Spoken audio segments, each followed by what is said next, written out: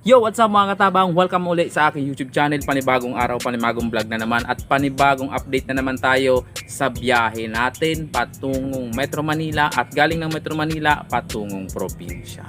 So ayun mga katabang, welcome back ulit sa aking YouTube channel at sa mga hindi pa po nakapag-subscribe dyan, subscribe na kayo at pindutin nyo po ang bell notification para maging updated kayo sa aking bagong mga update about sa biyahe.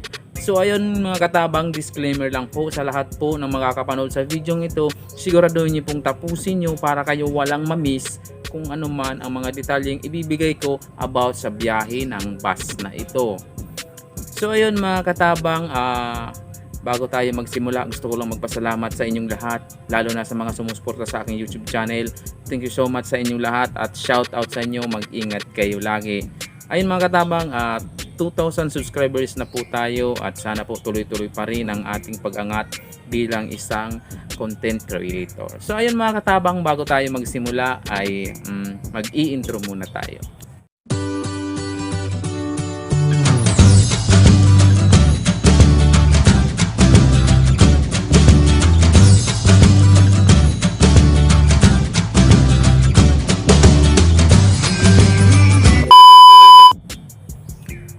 So ayun mga katabang, welcome back ulit sa aking YouTube channel. Ayun na nga, ito na ang bus na i-update natin.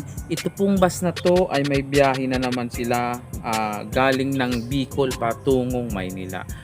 So ngayon, anong bus ba ito mga katabang? Ito po ang bus na Kagsawa Travel and Tours Incorporated. Ayun, naglabas po ng bagong update ang ating mahal na bus na Kagsawa Travel and Tours na meron silang biyahe.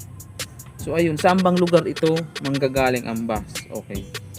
Ang bagong information po na inilabas ng Kagsawa Travel and Tours ay manggagaling po sa Daraga.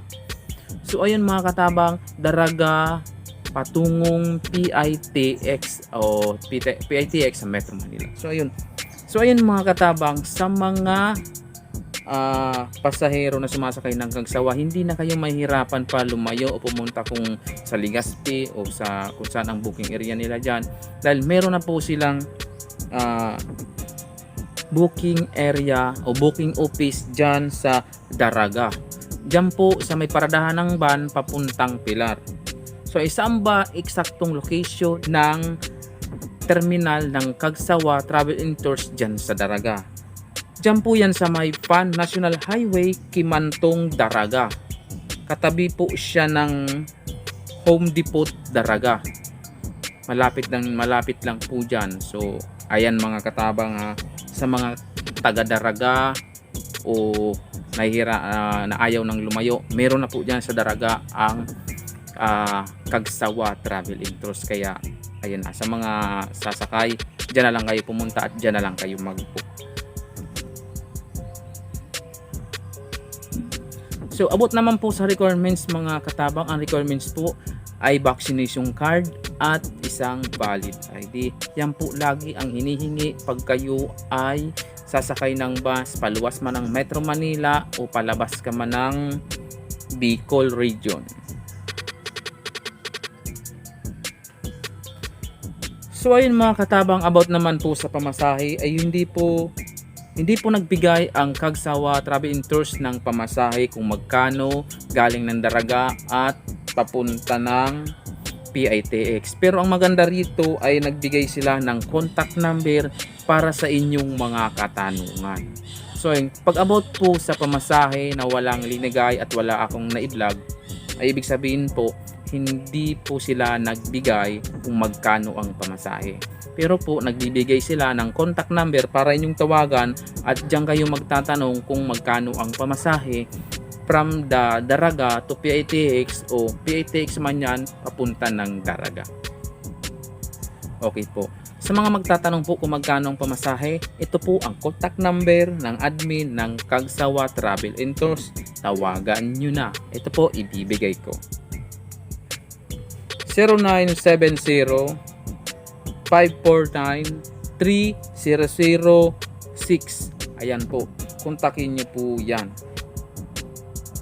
Okay, at kung gusto niyo naman po karagdagang pang kaalaman, pwede po kayo pumunta sa CTTI page. Ayan, pwede po i-search yung CTTI page. Ayan po ang kadalasang nagbibigay ng information about sa biyahe ng Kagsawa Travel and Tours. I-search nyo yan para malaman nyo kung ano pa ang gusto nyong malaman about sa biyahe ng Kagsawa Travel and Tours. So ayun mga katabang, nakuha nyo po.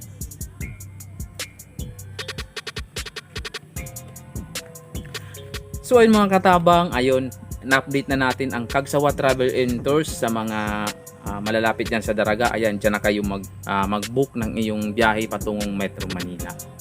So yung mga katabang, maliit man po o maikli man ang ating video ngayon, sana po ay nakapagbigay ako sa inyo ng malaking information at panibagong idea sa inyong pagbiyahe patungo ng NCR o sa PITX. So ayun, maraming salamat po sa mga nanood sa video ito. Sana po ay naintindihan nyo ang aking update sa biyahe nito. So ayun guys, sa mga hindi pa po nakapag-subscribe, subscribe na kayo dyan, at sa mga bago pa lamang dan dito sa aking video, subscribe na rin kayo at pindutin ang bell notification para maging updated ka sa aking mga video, at siguraduhin naka-all ito, bawat upload ko ay mano-notify kayo. So ayun mga katabang, ako nga pala si Pasamok TV, isang content creator about sa travel update, at meron din po ako mga personal vlog na ina-upload ko dito. Sana po ay masuportahan po natin ang mga vlog ko rin about sa personal kong buhay.